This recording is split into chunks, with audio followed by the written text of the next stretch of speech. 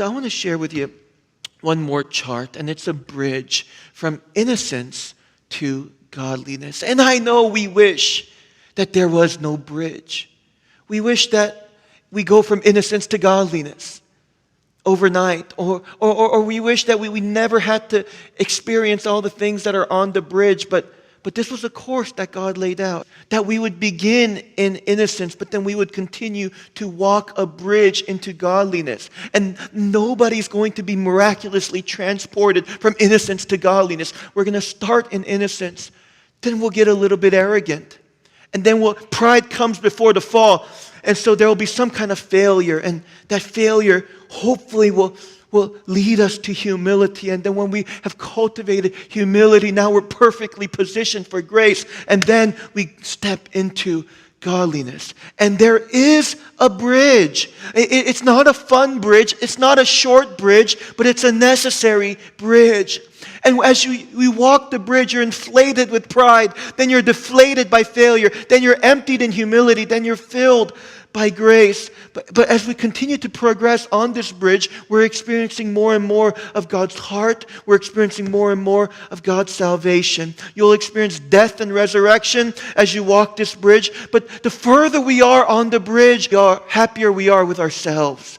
The further we are on the bridge, the more fulfilled we are as human beings, and the more loving we can be as people. And from what we know, what we gather from the last 6,000 years, human beings have all been walking this bridge, starting with our first parents, Adam and Eve, who began in innocence.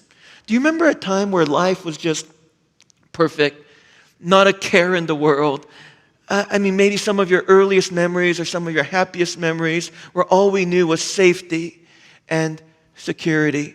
And the world was just a happy place. And then we see for Adam and Eve, they're living in a perfect paradise called Eden, and then pride sets in. Do you remember also being at a certain age where you just felt invincible? And that's their pride. Their pride is creeping up. Their pride is growing. And now they eat from the forbidden tree. They eat the forbidden fruit. And when you study what was going on inside of them, it was all about ego. It was all about pride. They wanted to be God without God. It was very ego-centric, ego-driven. And pride set in, and then failure happened. And they ate of the forbidden tree. Now they're full of shame. And not only did they experience self-hatred, not only did they experience dysfunction in their marriage when before they had perfect harmony, but now they have to witness their son dying before them. Because the older brother, Cain, would kill the younger brother, Abel. I consider all that failure.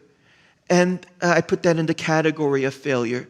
And yet a humility was developed. They began to understand their limitations. They realized they're fragile.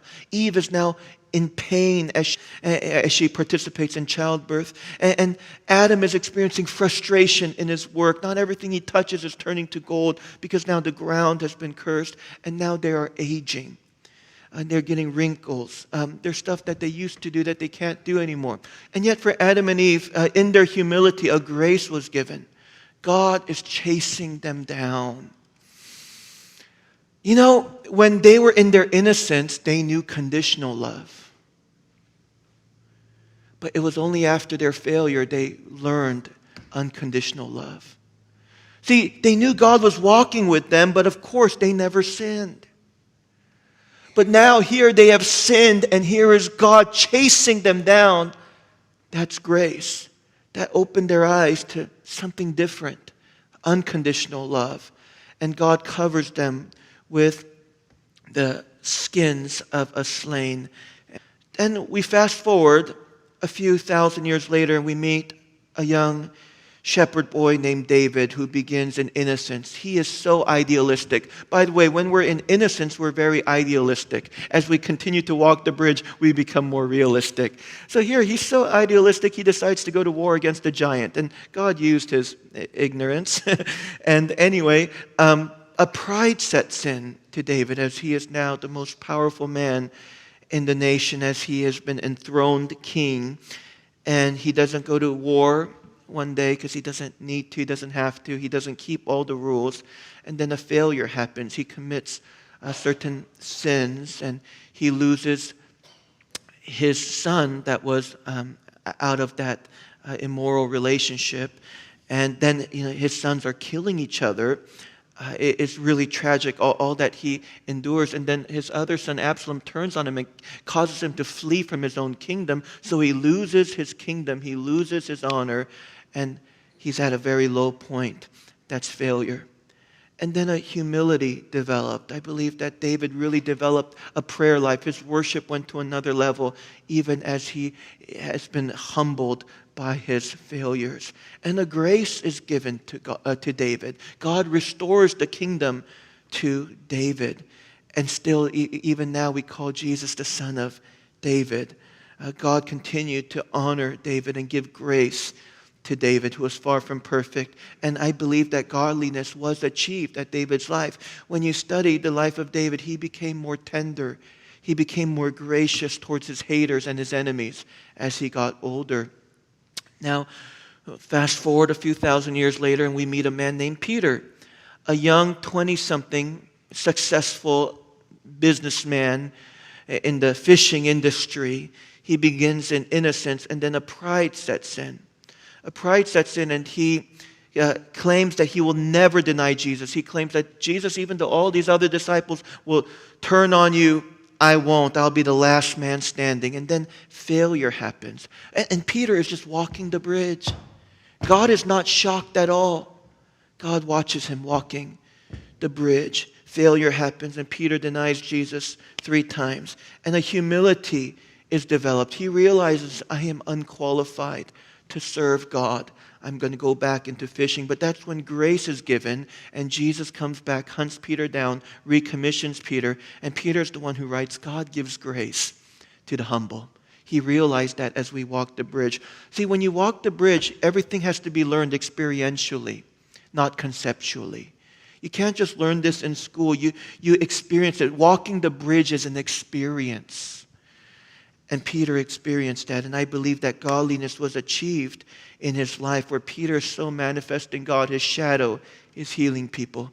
Peter says in 2 Peter chapter 1, verse 3, that the divine power of God gives you everything you need for godliness through the knowledge of him. So he tapped into godliness. Now, since I'm just using men, at least the last 2, so let's talk about Mary Magdalene, who was around the same time as Peter, but she began in innocence. I think maybe, I don't know, because we don't know too much about her childhood and her upbringing or her parents, but I would find it hard to imagine, because I have a daughter myself, that she wasn't the apple of her parents' eye at one time. And then there was a pride that set in after innocence. You know, my daughter came up with a brand new song, and it just shows you that she's gone from innocence to pride. My daughter made up this new song. I am Eden, and I can do anything. I am Eden, and I can do anything. I am Eden, and I can do anything.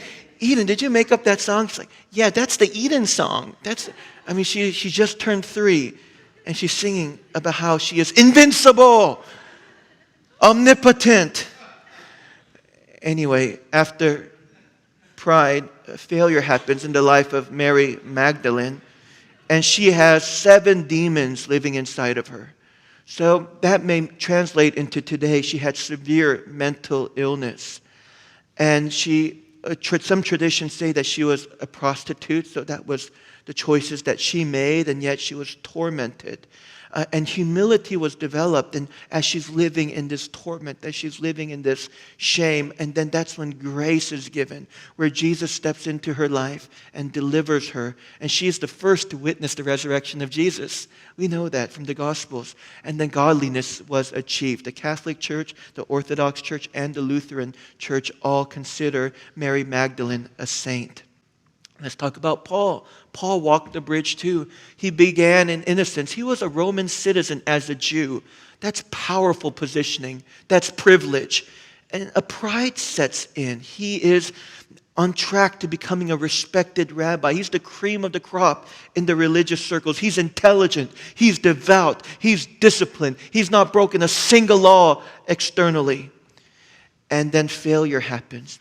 He realizes, I climbed the top of the ladder and discovered that the ladder was leaned up against the wrong building. He's like, I trained and I trained and I trained, and I became a champion. But I realized I was playing the wrong game. I thought I was zealous for God, but I was tormenting God. And he is confronted with his own failure. And that's when a humility is developed. He calls himself the least of all the apostles. And then he goes out into the desert of Arabia and he studies arduously, ardently. He studies and he studies and he studies, because even though everyone called him, you're the smartest guy, you know so much, he realized, I'm so ignorant, I really need to study and find what the true gospel is. And a grace was given to Paul. Paul says in 1 Corinthians chapter 10, verse 5, I am who I am by the grace of God, and the godliness was achieved in the life of who we call now the Apostle Paul. So in these 5 characters, well, you can say 6 if you add Eve, that we used as reference, failure was not a coffin, it was just a catalyst. And it was not something that they would be proud of.